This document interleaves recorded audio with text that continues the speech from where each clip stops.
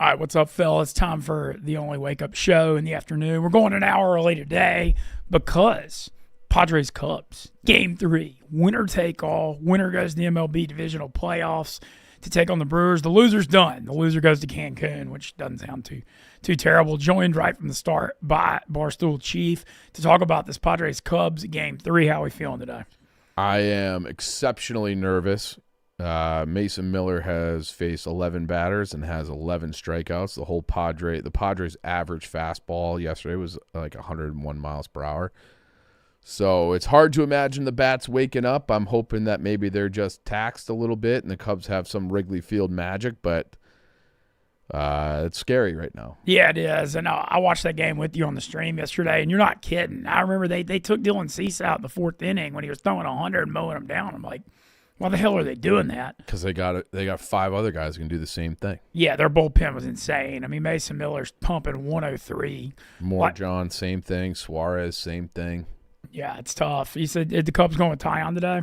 Tyon, which I like. Tyon's been pitching well like the last month or so. He's got big game experience. So, the Cade Horton injury at the freak rib fracture at the end of the year hurts, but this is a guy who I would trust in this spot. So let's hope we get 6 good innings out of him and see if we can get up to Milwaukee. Well, at least this thing's at Wrigley. I mean, that does give some hope. No, it does. And like that place, there was just nothing to cheer for yesterday, but I was there for game 1 on Tuesday. Electric atmosphere. We're just going to need the bats to wake up. We need something from PCA. He was a MVP candidate for most of the year. He's really gone cold. Ian Happ's gone cold. Kyle Tucker's been battling injuries. He's cold. Those are some of their big guys. They need the big guys to start swinging the bat, get this team the next round. So this is what you get paid for. So right now, let's rock and roll. I sense the uneasiness in your voice. Yeah, it's hard. It's hard because it does feel like, I think they're pretty evenly matched teams. The first couple of games have been very evenly matched, but it's like they're big guys, Machado, Tatis, like they're scary. Like, and we saw Machado go yard yesterday. He showed a kind of left one. He was anticipating that split early, and he just pumped it into left field. And like they're bigger guys, their stars are kind of scarier than our stars, and I think their pitching is scarier than our pitching. So hopefully we jump on you Darvish early. Yeah, well, you got to feel that definitely could happen. He's older now, and I think that the starting pitching matchup, I don't feel bad about. It's just like you said. I think the Cubs got to get the lead early. They got to get the lead early. They got to come out ready to go today. So 4:00 start. No real shadows, I would think, to start. Maybe at the beginning of the game. I'm not sure. But yeah, it is just like I have no confidence in the bats right now. Against that Padres pitching staff. All right, real quick, we got one. Going to get you out of here in a couple minutes. Mm-hmm. Bears 2-2 on the bye. Feeling some momentum? Yeah. I think Caleb's looking better. You could say, it was the Raiders and the Cowboys, but those are kind of vibe wins. Like you block a field goal late on the road. Ben Johnson said it postgame, like they were a desperate team too. There's a huge difference between 2-2 and 1-3. So now you get into the bye, you get healthy. Maybe you get T.J. Edwards back. You get Kyler Gordon back. Feels like they're making some changes at the tackle positions. Both those guys, the backups, Theo Benedict and rookie Ozzie Trapillo, look better than what Darnell Wright and certainly what Braxton Jones were giving you. So maybe you find something there. And they got to find a way to start getting after the passer. They got to find a way to start the run. I'm hoping some of that can be fixed with getting healthy and maybe some extra attention to scheme and stuff over the bye week. But if you come out of this and you can beat the Commanders Monday night with an extra week to prepare, they're not exactly healthy either. Then you got your Saints. Now you're looking at 4-2. It's amazing how much has changed since it was 0-2 and they lost by 800. And that's kind of the rest of the league too. Like the Bears, when you looked at it preseason, you're like, holy dear God, the schedule is so tough. Now it's like, yeah, maybe they can beat the Steelers. Maybe they can beat the Giants. Maybe, there's the Browns. Their defense is awesome, but it's like you would think they'd be able to outscore the Browns. So it's like all of a sudden if you're, looking around corners, there's reason to have some hope. And that's all I really wanted this year. I just didn't want the season to be over by the bye week, which is how it looked after the first 2 games. Hell yeah. All right, I'm going to let you get out All of right. here. Chiefs going to watch Forest and Cubs. I don't want to keep. Forest absolutely stinks. They got to fire the manager immediately. Oh, it's tough. Thanks to Chief. Connor Griffin's going to pop in here in a second, too. Going to ask him about Rochelle Ryan kind of coming after him, which should be pretty funny. We're joined Connor Griffin. Come on in. You can shut that. Thanks to Chief for joining us. I sense I honestly almost want to bet the Padres after what I just heard. What's up, Connor? What's up, Cody? Hello. What's up? Always good to see Cody. Doing good. All right, Connor, appreciate you coming in. I got to ask about the, Rochelle Ryan's been mentioning you. How are we feeling? You feeling swagged up?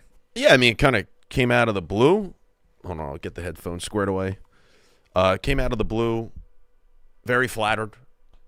But, just not something I was expecting this week at all. But I guess it's a nice surprise, I suppose. There you go, man. Yeah. Confidence, little swagger. I said, yeah, I'll take it, Yeah, I thought I had a chance, and I never did. No? No. What do you mean you thought you had a chance? I'm just saying. I'm joking, but we're friends and went to brunch, and I mean, we're good friends. What was the brunch like? We hung out for like 2 hours in Vegas, just talking. Really. Didn't you just hang out with her? Yeah, and then we hung out. Well, yeah, she hung out here on when she came from Boot Can't Sleep. Okay. Yeah, she's cool though. There's nothing there? I mean, I think we're friends. All right. I mean, we're definitely good friends. All right. Cody, what's up, man? How are you over there? I don't even think the mic is working for Cody. I don't think that mic's working. I know that we've seen to stray away from it, but he has a quota by the end of the year. He has to be on at least 20 Barstool shows, and I don't think he's been on Wake Up Mintzy before. Okay, so. well, we'll get him in the chair here in a second. What before I let you go, you just cut my mic, or my mic just got cut. You stepped on the cord. You stepped on my cord. Is it plugged in? Yeah, my mic just got cut. Oh no, that's hilarious. All right, we're back. So Cody's in here and just stepped on the cord. All right. That's funny. That's really funny. Well, we got you here sports related. How are we doing after the Penn State? I mean, I know that was tough. And then Titus rolling in there in the white suit, mostly sports. I mean, that was tough. Yeah, I mean, it's not great. Not great. And the thing is, for the sake of making it to the playoff, yes, you could afford to lose that one. If that is your only goal. If your goal is to make it to the playoff, technically, yes, you could go 10-2. You could lose to Ohio State down the road, not go to a Big Ten championship, but slip in and get like a road playoff game, obviously. Yeah, no doubt. That's still fully on the table. So I've had people telling me, like, dude, it's one loss. Like, it's a different college football landscape. You're overreacting, blah, blah, blah, blah, blah. But when you take into account the fact that James Franklin has never won any of these games in the regular season, carried over into the playoff last year, where if you're going up against, like, if it's a matchup game, so to speak, and you're going up against a team that's either right at your level or better than you, we cannot win those games. We can beat everybody we're supposed to beat. We could beat the teams worse than us. We cannot win these big games against Ohio State, against Michigan, now against Oregon. And this was the opportunity to do it, to give this team some confidence before they go to Columbus later in the year, before hopefully we make it to a Big Ten championship game.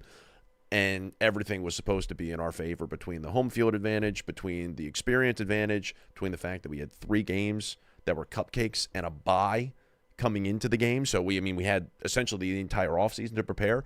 Everything was going in our way, and you needed to win that game. We fumbled it so hard. Such a missed opportunity. That's what sticks with me. Yeah, it was a hell of a comeback at the end because they were controlling most of the game. But my thing, it was like Penn State had so much back, but, man, losing Abdul Carter and Tyler Warren, I mean, you lost 2 of the best players you ever had.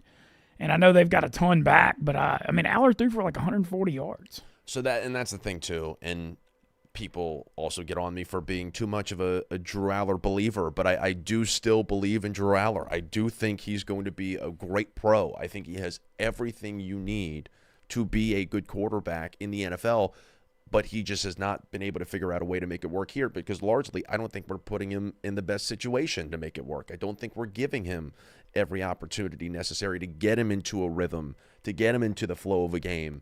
The offensive line has not been good throughout the first 4 games. It's not just Oregon. Even against FIU, Nevada, Villanova, like they did not look great. They can't protect him properly. He was pressured. I think he had 25 attempts last game. I think 18 of them he was pressured on.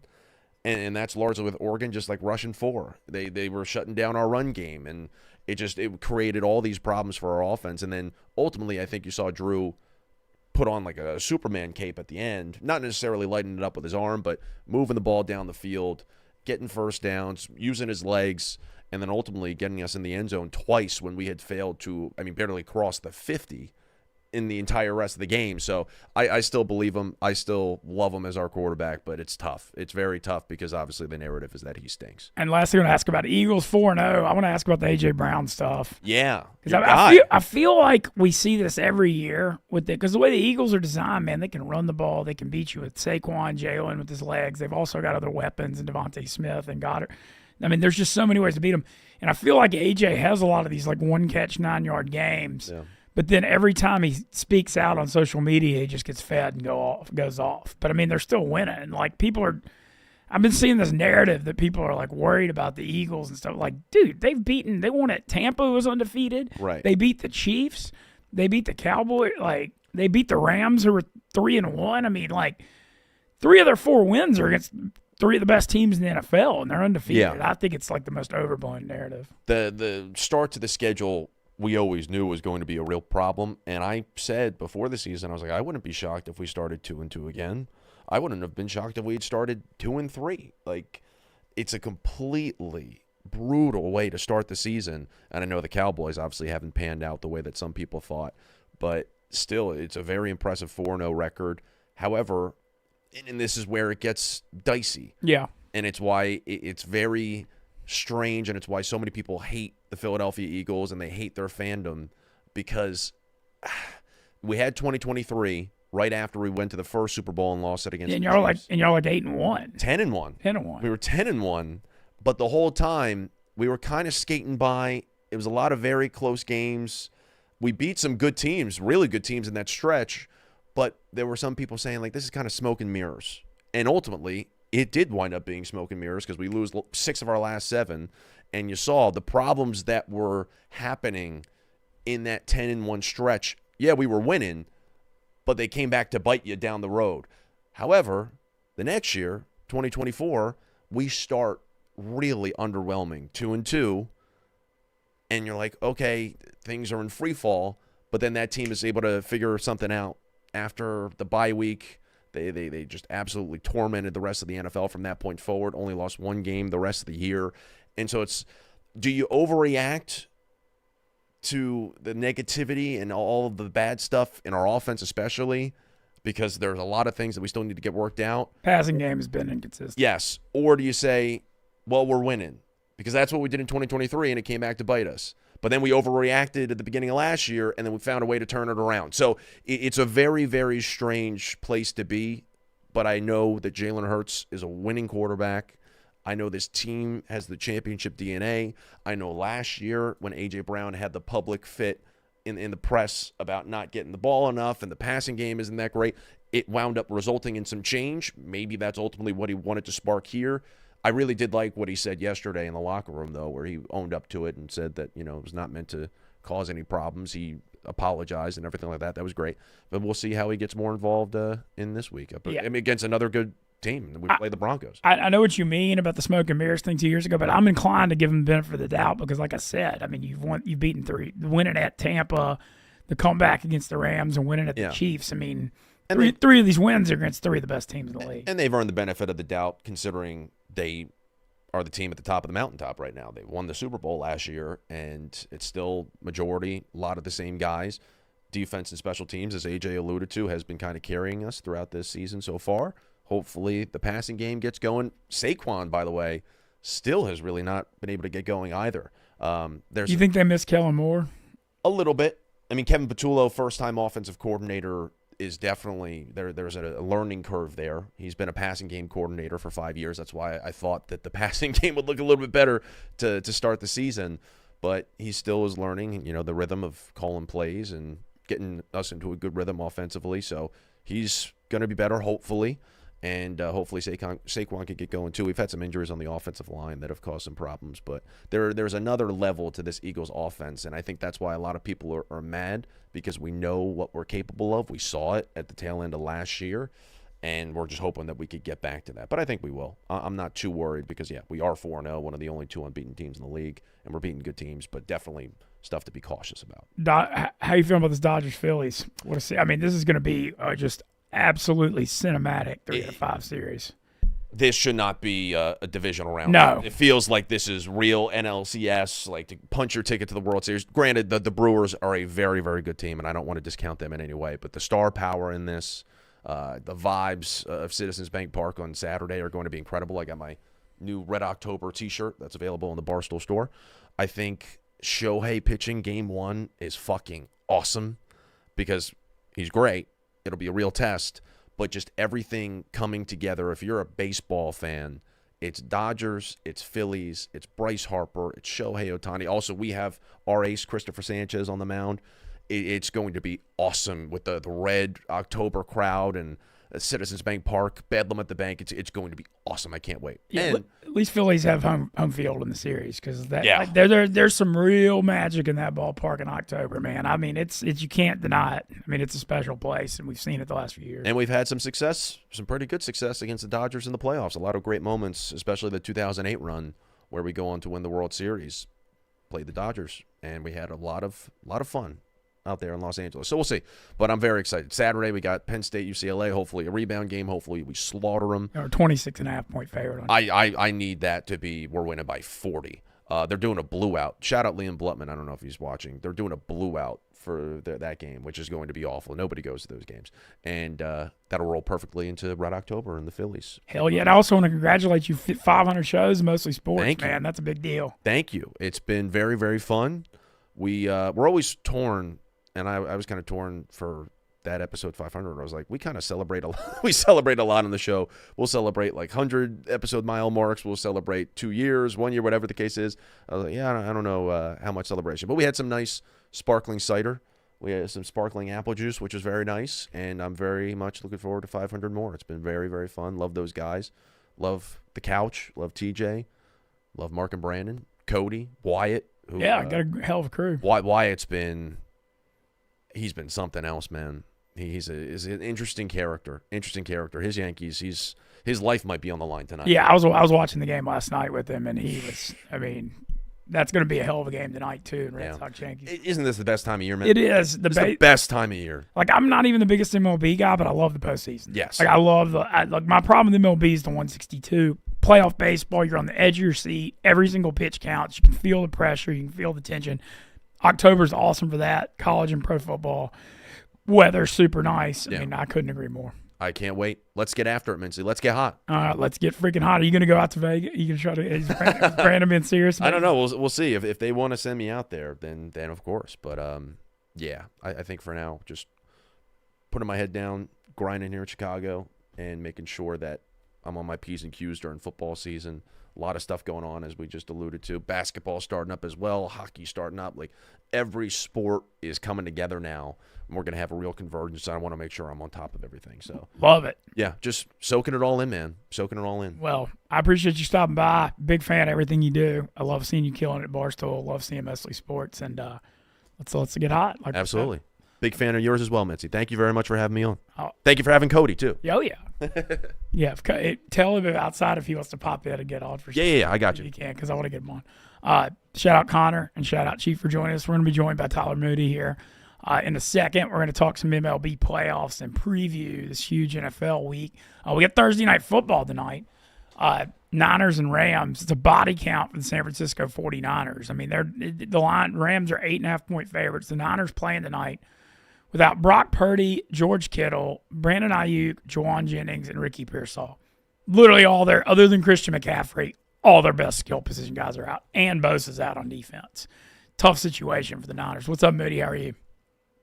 Yo, what's up, brother? Yeah, I mean, tonight is it's a wasteland of injuries right now for the 49ers. So I'm curious to see, without Purdy, without their best skill players, if they can deal with that Rams team. Because the Rams, I mean, we both had the Rams winning the Super Bowl. Obviously, we think very highly of them. I think tonight could be a very bad showing for the 49ers. But we'll see. That's a scrappy team, great head coach. They do a great job because of John Lynch of being prepared for injuries. So tonight will be a testament to that potentially. Yeah, for sure. All right, some stuff to get into first. We hadn't brought it up yet. The corn maze Tuesday after The dark. corn maze. That was Yes. wild. I've never felt more You lost in know, my I don't. life in the first 2 hours. Yeah, I don't watch a ton of content, but like I couldn't look away, Mitch. I watched the entire thing. I mean, from the beginning to the very end. Um, I mean, it was sensational. My favorite part was knowing he was blindfolded. You tried to dap him up at one point. That shit had me rolling, and you were just like holding your hand there for a couple minutes, and then you realize like, oh wait, he's got a blindfold on. Had me rolling, bro. I mean, just so good. The entire thing. I mean, shout out to Tate for being patient. He was Oh yeah, incredibly patient with you. I think that was maybe somebody the most DM impressive me thing. that me too, because I got a DM. It was like, I can't believe you're letting Tate say that stuff to you. I was like, what are you talking about? Like, Tate couldn't have been more patient, especially the first 2 hours when I was totally lost before I kind of figured out the strategy to start going at the edge of the points. Now, shout out to Tate and shout out Lucas and that whole After Dark team. I mean, what an idea. Had 170K views Yeah. on YouTube, too. It's like huge. And all the feedback. And you know how the Stoolies are. They're going to tell you good or bad, but all the feedback was super positive, and that's doing something here because that's never the case. I had people texting me about it that normally don't consume Barstool content, and they saw it and they were just locked in because it was so entertaining, especially the first 2 hours when we all knew that you didn't know how to read the map, bro. It was so funny. I knew right off the bat you didn't know how to read the map because I've seen you try and get around with Siri navigation, and so I knew it was going to be difficult. I talked about it last week. I thought this would be very difficult. You actually impressed me by the time it was all done because I thought y'all were going to be out there for like 3 days. The fact Well, that y'all got it done in what, 5.5 hours, five y- 15, yeah, the only pretty good in the reason, end. I'll be honest, if Lucas would have put the key in one of the middle spots in the woods, we'd still be out there. Like, it was at the far, far edge because the strategy I figured out was just hit the points that are close to the edges because I could figure those out. But the ones that were buried deep in the woods, I was totally screwed. Like, totally. Or in the corn maze. But the ones at the edges, I could figure out, like, how to enter and hit. That was what ended up happening. You know what else was gold? You were doing great, right? Like you right after you figured it out, y'all get like 5 or 6 in a row, and then y'all are at the top of the corn maze, and you get to the back to 1985, and the letters had you stumped for a solid 15 minutes, and that was gold too. Those were like my top three moments. You get walking back to the same set of staircases 3 different times. Well, Well, and it wasn't actually the twice it was the same. same. Twice it was. Twice it was the same staircase. One of the times it wasn't. The first staircase that you saw was very long.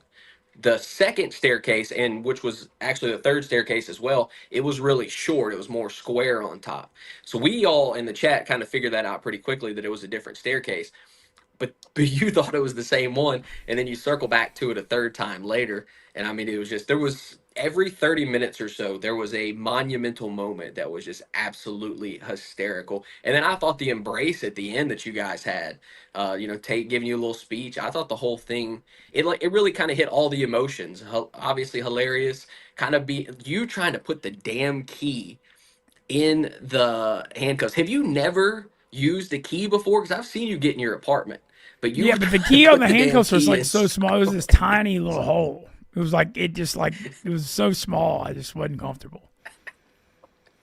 That was honestly one of the funniest parts. I could not believe you had never used a set of handcuffs before. Gotta get you a I've girlfriend, been man. handcuffed. I mean, Tommy Spokes handcuffed me when I got fake arrested a few That's years true. ago. That's true.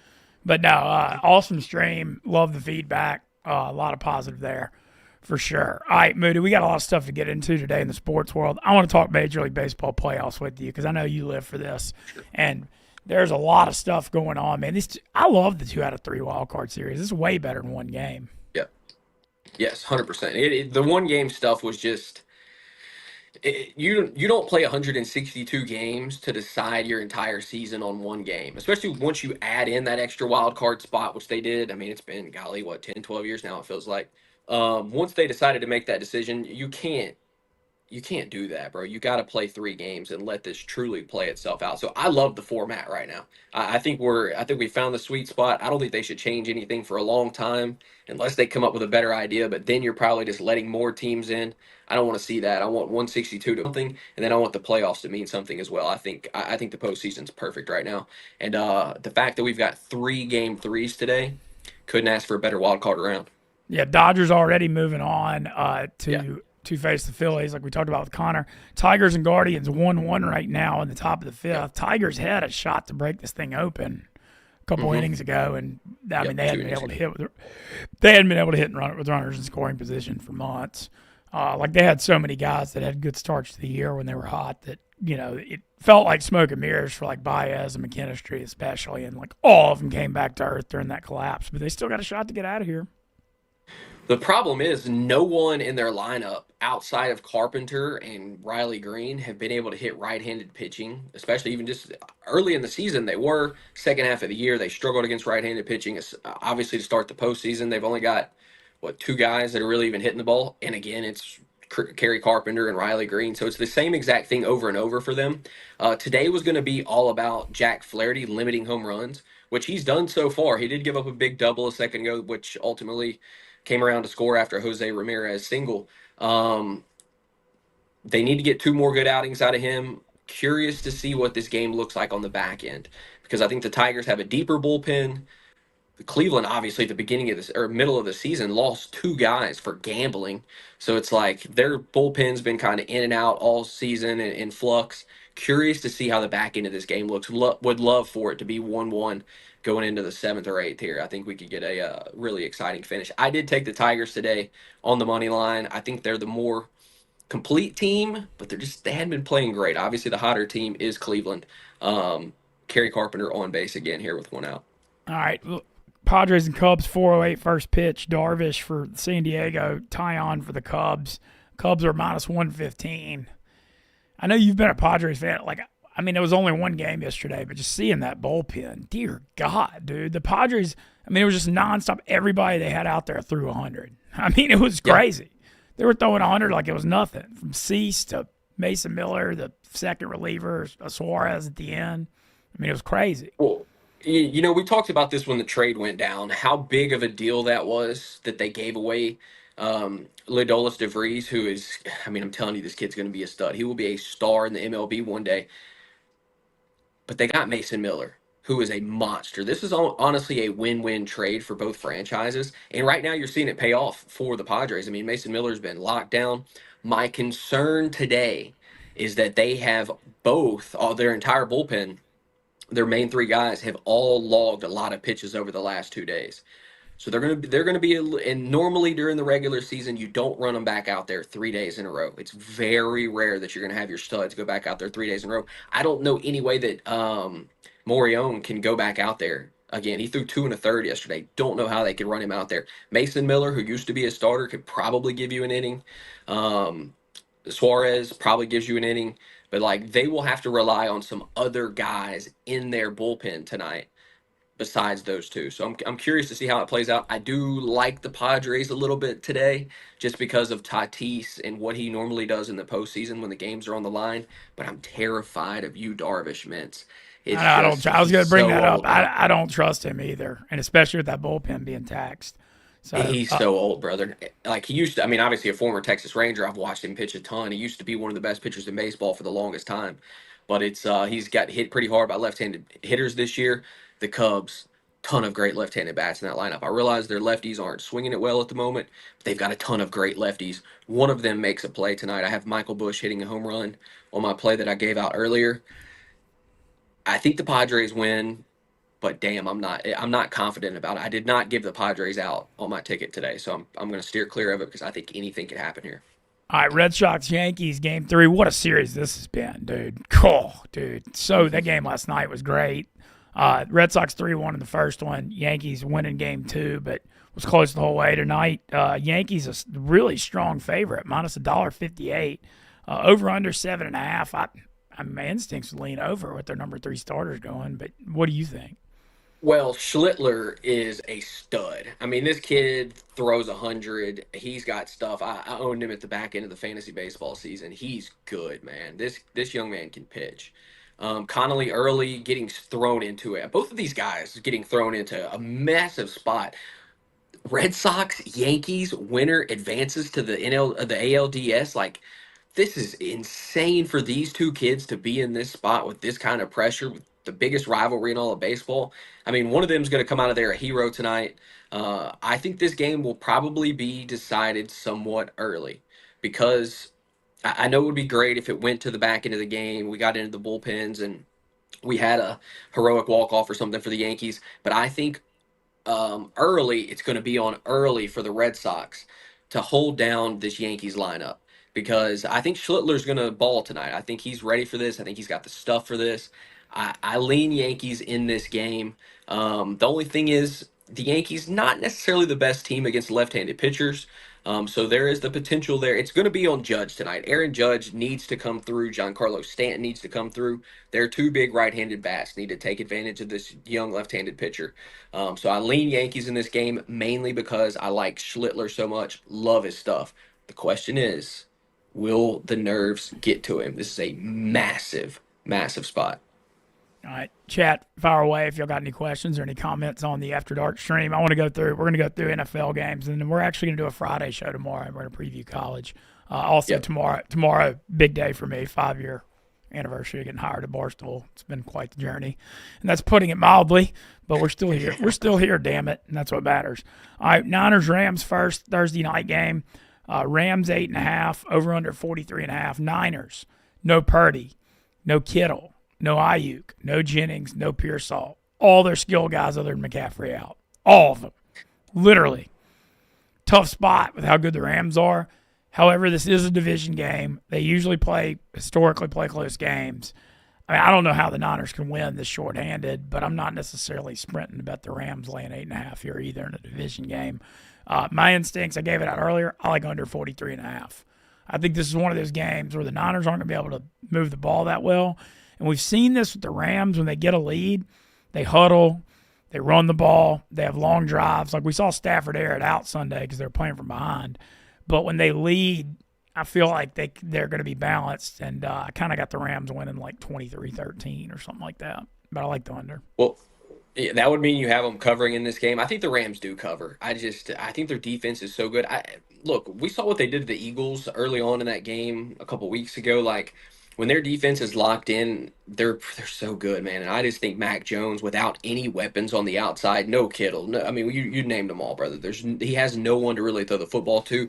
They can key on Christian McCaffrey. One thing they cannot let happen in this game is let McCaffrey get free in the passing game. I think they'll be able to potentially shut him down in the run game. But where McCaffrey is different is because he's such a good receiver as well. They've got to deal with him coming out of the backfield catching passes. So if the Rams do that, I think they win this game going away. I just don't. I think Stafford too good in these kind of spots. He's not going to go lose to Mac Jones. Whether or not they cover is the question. I do think the Rams cover, though. I think they cover this 8.5. I think they may blow them out, to be honest with you.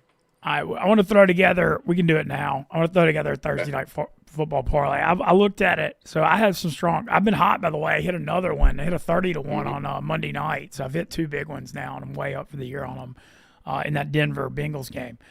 All right, I was putting together my parlay, and like I said, I like this under.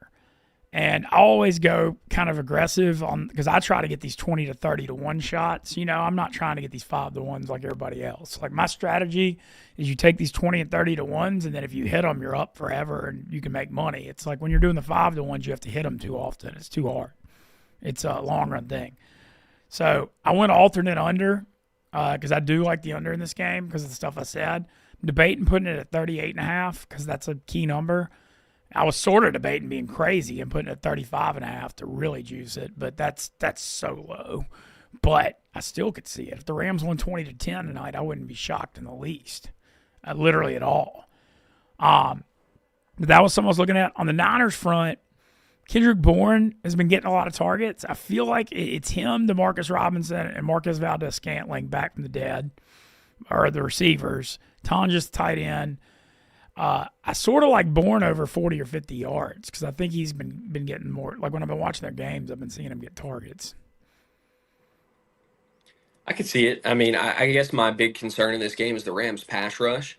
Will the receivers be able to get open quick enough to beat the pass rush? Because that's my main concern in this game for the 49ers. I think the Rams are going to turn them loose. They're going to play a lot of man and just say, hey, if you can beat us man to man, good luck, because they really don't have talent on the outside right now. So I think you're going to see the Rams really get after it, bring some blitzes.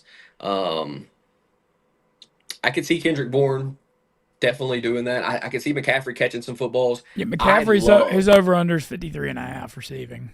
Is that too high? I could potentially see that. I could see what's his catches at, 'cause I think I like that more. Blake Corum over 32.5 yards. I love in this game. I like just that. think that I think they're going to run the ball, and I think he's going to get run. I like that. I'm on that too. Why run Kyron Williams into the ground? And look, maybe this game goes differently than we're saying right now. Maybe Mac Jones comes out and balls. Maybe McCaffrey busts a couple big ones and this game changes. But even if that happens, Blake Corum has proved, or the Rams have proved, that they want to use Blake Corum over the last couple of weeks. His run continues to amplify every single week. I think he touches the ball a decent amount in this game. I love over 32.5, especially if this game goes the way we think it's going to go. I think he gets a ton of touches in the second half. So Blake Corum over 32.5 at minus 111 is definitely my favorite play. What do you think? Okay, so we're throwing together this parlay. Blake Corum over 40 yards is plus. I'm trying to juice it to get bigger odds, Sure.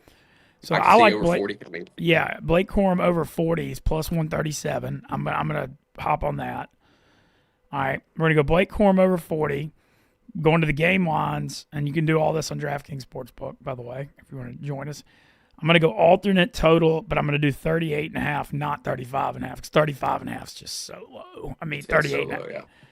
All right, so we got over 40, under 38.5. The question is on the third leg. Mm-hmm. Do we go Bourne over 50 at plus 126? McCaffrey's catches is 7.5. By the way, that's tough. I mean, I know he catches a ton of balls, but that's hard to bet over 7.5. That's a lot. I looked at Puka Nacua. His over under is 94.5 because he's been torching it. Like, I can't. That's just too high to take.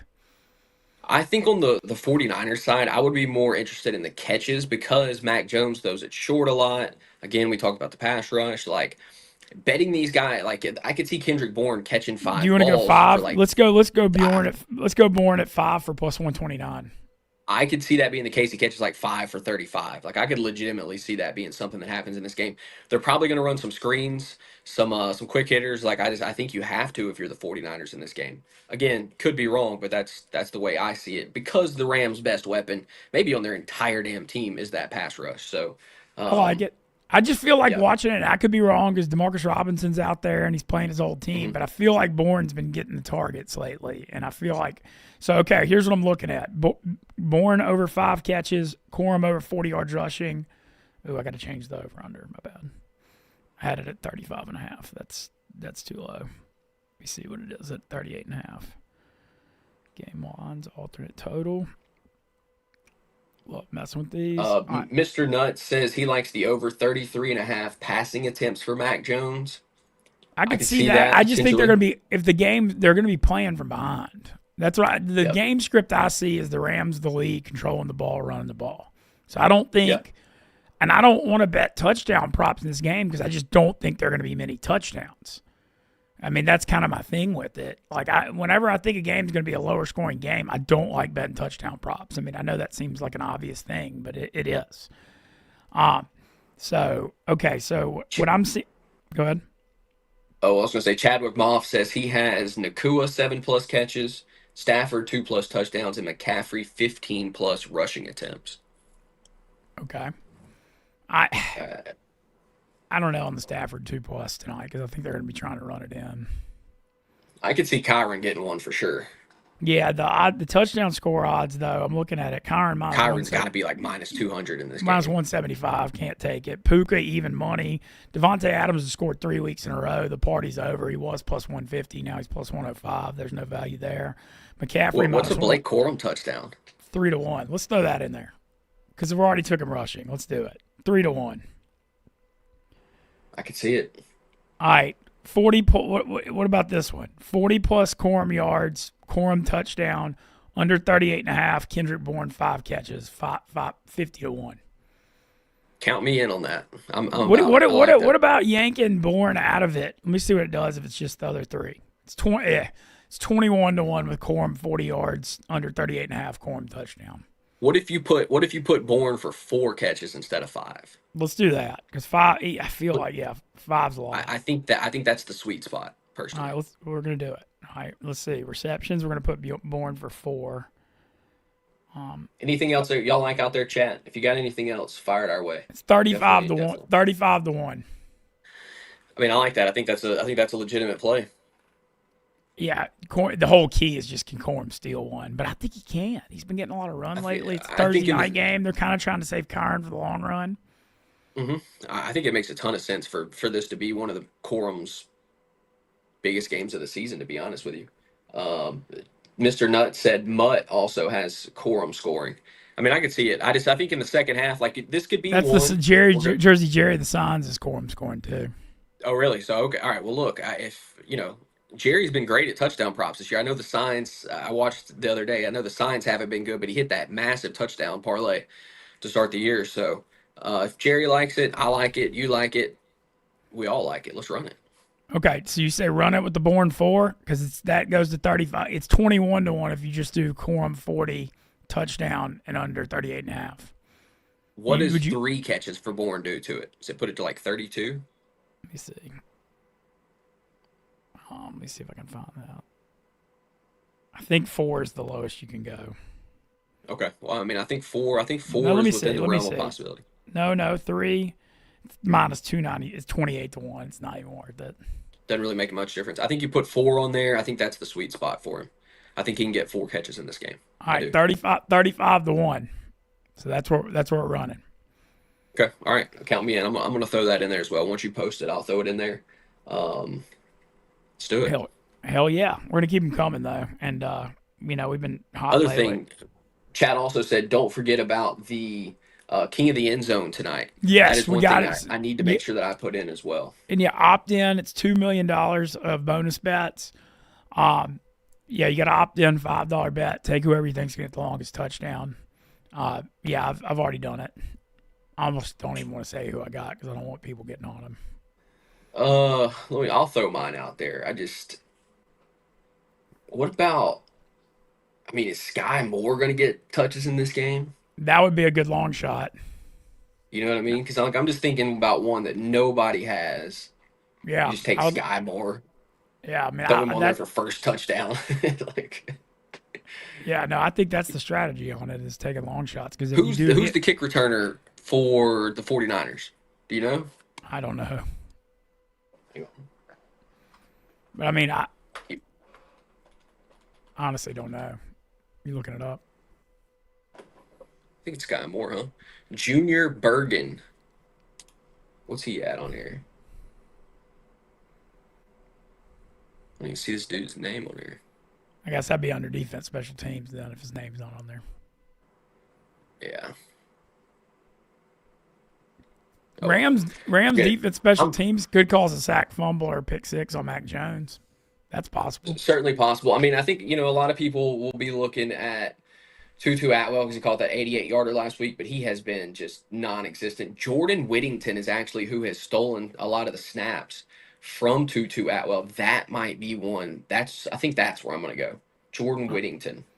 All right. I think that's going to be my play. All right, lock me in on that, boys. All right. Hell yeah. Well, definitely, as always, make sure you opt into King of the End Zone for sure for tonight. I'm looking forward to watching this baseball today, Moody. Yeah, let's get an update real quick. Tigers, Cleveland, still 1-1. Spencer Torkelson, who has been terrible down the stretch, just lined out to left. I mean, I think going into the last couple innings here, probably advantage Detroit, but I mean, we're going to get a great finish, so I'm excited for it. Really excited for Cubs-Padres. Again, I kind of like the over in that game potentially. I don't trust Jameson Taillon.